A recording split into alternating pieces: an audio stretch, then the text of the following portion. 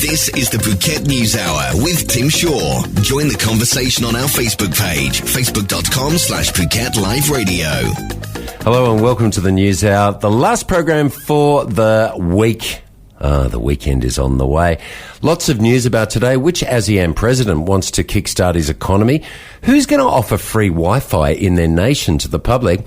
I want to find out what blue ear pig disease is and which nation in the region has announced it will accept refugees from the Middle East conflict. All this and more thanks to the Kids Club Phuket on the way here on the News Hour, across to the Phuket News Centre for the latest local and national news. And grab a copy of the Phuket newspaper, the latest edition, out now, and a big clear out of parking illegally in Phuket town. All this and more. The Phuket News Hour, brought to you by the Kids Club Phuket.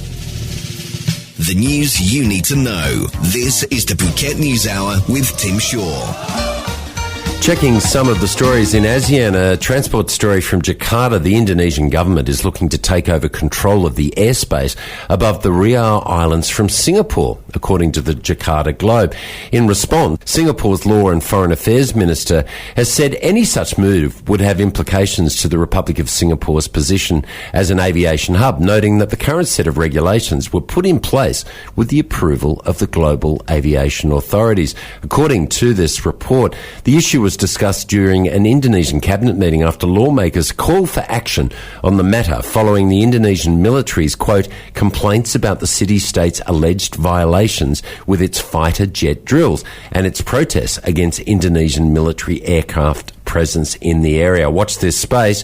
When the Singapore Air Force gets up into the sky, there's no stopping them, as was signified by the recent 50th anniversary of the Republic's celebrations. And wow, when you see the Singapore Air Force, you hear them before you see them. That story from Channel News Asia. Still in Jakarta, the Bangkok Post is reporting that Indonesian President Joko Widodo has unveiled this week a series of stimulus measures to lift low and slow growth in the Southeast Asian top economy and shore up the country's plunging currency.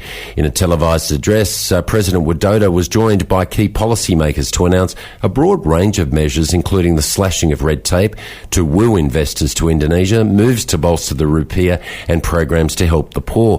The President said the stimulus was aimed at providing a, quote, economic jump forward, and the two other parts of the package would be unveiled in the coming weeks. Widodo came to power last year pledging to boost the G20 economy, but his government has faced criticisms for a series of policy flip-flops, sending mixed messages to investors and failure to keep key initiatives off the ground.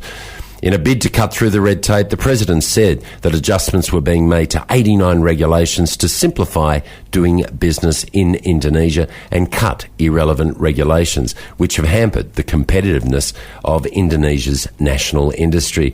A couple of the stories making news today. More news on the way here on the Phuket News Hour, brought to you by the Kids Club Phuket. Missed something? No problem. Listen to the Phuket News Hour anytime in the day. Programs posted daily on the PhuketNews.com/radio and on our Facebook page, Phuket Live Radio.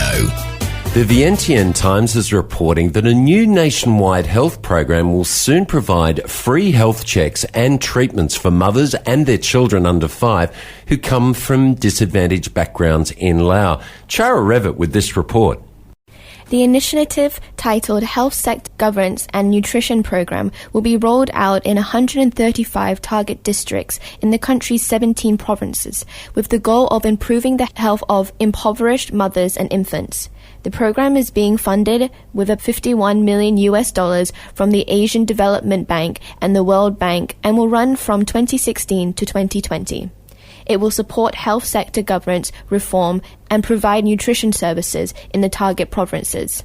Speaking at a press conference about the program in Vientiane yesterday, Project Director said, "We are continuing this program to help improve the health of mothers and young children and provide nutrition services in communities that have poor access to health services, of which there are many. Too many women are unable to pay for the treatment of their babies," he added.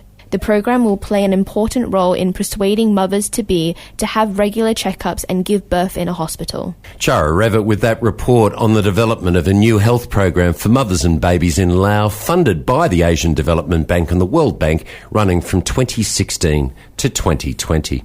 In a health-related story of a completely other kind, the Bangkok Post is reporting that blue ear pig disease outbreak in Cambodia. More than 1,000 pigs have died and thousands of others have fallen ill over the last 2 weeks in an outbreak of blue ear pig disease in northern Cambodia.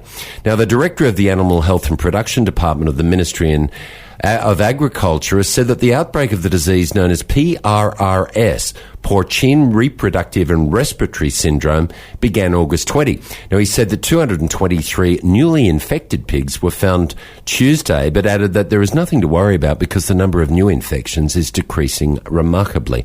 The disease is transmissible amongst pigs, but is thought to pose no threat to humans. The government agency has said that action to curb the infection through various measures, including using antibacterial spray, banning pig transportation from the area, and separating healthy pigs from the sick ones. That story from the Bangkok Post on blue ear pig disease outbreak in Cambodia. Wow. More news on the way. This is the Phuket News Hour. Your daily news fix, Monday to Friday at 11 a.m. Only on Live 89.5. The Kids Club Phuket are the proud sponsors of the Phuket News Hour. It is a great place for your kids to have the best fun. Train nannies on the premises to make sure your kids are safe and well. A terrific parents' lounge with Wi-Fi. But hey, mums and dads, drop the kids at the Kids Club Phuket, 10 a.m. to 9 p.m, 7 days a week. Go off and have a kid-free lunch. Go and get your nails done. Do the shopping. Go to the beach and let the kids have the best fun at the Kids Club Phuket. Don't forget too, TKC Party Supplies. The Kids Club Phuket have the best party supplies on the island. That's for all age birthdays. Where? The Kids Club Phuket, opposite Jung Salong, underground parking available, 800 square metres of fun, fully air-conditioned. The Kids Club Phuket. Check them out, thekidsclubphuket.com or facebook.com, The Kids Club Phuket. The stuff you need to know. 60 minutes of news on the Phuket News Hour with Tim Shaw. The 11th of September 2015 marks the 14th anniversary since the September on the City of New York City, Washington. The result, thousands of people killed. These were a series of 4 coordinated terrorist attacks launched by the Islamic terrorist group Al-Qaeda on the United States in New York City and Washington, D.C. The attacks took place on Tuesday, September the 11th, 2001. 4 groups of terrorists, each with a trained pilot, captured airlines and flew them into US landmarks. The landmarks were the World Trade Center Twin Towers in New York City and the Pentagon. The 4th plane crashed in an empty field in Pennsylvania before it could reach its target in Washington, D.C. After the event, the United States government said the people who had done the attacks were close to the terrorist group Al-Qaeda. During the events, nearly 3,000 people died. Most of them were from the United States, but over 300 were from other places, such as the United Kingdom, India and Canada. My Australian friend, Steve Thompson, was in the Windows of the World restaurant in the tower when the first plane hit. He lost his life. He left his wife, Dory, and their very young daughter. His remains were never recovered. But extraordinarily, a beautiful watch that had been a gift from his wife was recovered. Deborah Walton worked on the 102nd floor of the World Trade Center for Cantor Fitzgerald. She'd lost her husband months earlier to brain cancer and was recovering in Australia when the planes hit the tower. The death of her husband saved her life. She was on the executive committee of Cantor Fitzgerald, and of the 14 members of the executive committee, 12 lost their lives that day. In some way, shape and form, the events of 9/11 have touched us all. And the fight against global terrorism and the war on terror, as it was coined, let's hope that one day we will, as a world, come together in unison and fight against those that will kill innocents in the name of their jihad, in the name of their religion, or in the name of a belief that is not shared by fair-minded people anywhere in the world. Vale, the September 11 attacks 14 years ago on this day. This is the Phuket News Hour. More news on the way. Today's important stories and the island's best music. This is the Phuket News Hour with Tim Shaw. In light of the refugee crisis that has gripped the Middle East and Northern Europe, an announcement in the Philippine Star that the Philippines nation, one of those in the ASEAN region, is to take in Syrian refugees. The Philippines ready to take these refugees in response to the humanitarian crisis in Europe, according to the Department of Foreign Affairs in Manila. Foreign Affairs spokespersons have said that the Philippines could be a temporary destination as refugees wait acceptance from a host country for resettlement. They're taking it seriously, and according to the Foreign Affairs spokesperson, while we abide with our commitments as a signatory to the UN Convention on Refugees, we should also take into account our own resources and capabilities. The head of the United Nations Refugee Agency is urging European Union to accept up to 200,000 asylum seekers fleeing the conflict zones in Syria, Iraq and Afghanistan. Hundreds of thousands of people are risking their lives to cross the Mediterranean Sea into Europe. The UN High Commissioner for Refugees, Antonio Guterres, says that the largest influx of refugees into Europe for decades requires a massive common effect and a break from the current fragmented approach, which he said has failed to find an effective common response.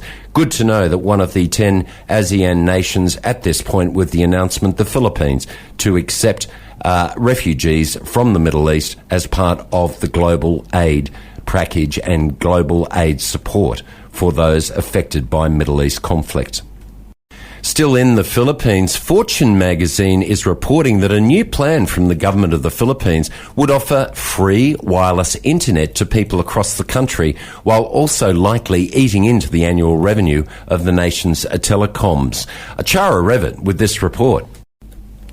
Bloomberg reports that Philippines government plans to roll out its free Wi-Fi services to roughly half of the country's municipalities over the next few months, and the country has its sights set on nationwide coverage by the end of 2016. The free wireless internet service will be made available in public areas such as schools, hospitals, airports and parks, and is expected to cost the government roughly $32 million per year. As for how the new plan will affect the Philippines' two largest telecoms, Philippine Long Distance Telephone and Globe Telecom, the companies may need to make a value play to hold on to customers. Monchito Abraham, Deputy Executive Director of the country's Information and Communications Technology Office, told Bloomberg that the telecoms may need to offer higher-end services to lure subscribers away from free government Wi-Fi. The government's goal is to expand internet access to areas of the country currently without access, while also lower the country's relatively expensive internet costs. Chara Revitt with that report from Bloomberg and Fortune.com. As Bill Clinton, the former US president, said, give one internet connection and a computer to every school in the world, and the World Wide Web and information becomes global. Let's see how the Philippines develops this free internet Wi-Fi access for its millions and millions of people in the public spaces. We'll keep following that story here on the Phuket News Hour. Your daily news fix, Monday to Friday at 11 a.m. Only on Live 89.5. That is the program for the day and for the week. Thank you for your company here on the Phuket News. The program presented and produced by Tim Shaw, associate producer Chara Revitt. Don't forget you can listen to the podcast highlights as well by going to PhuketLiveRadio.com, Facebook.com, Phuket Live Radio.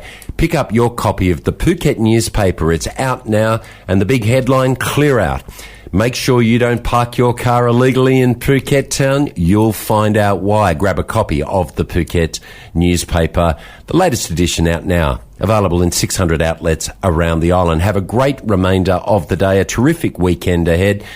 And if you need a bit of chill time, get the kids down to the Kids Club Phuket. I think you've deserved it, Mum and Dad. Let the kids chillax while you sit in the parents' lounge with the free Wi-Fi. Have a great weekend until we speak again here on the Phuket News Hour. Have a safe one. Bye for now.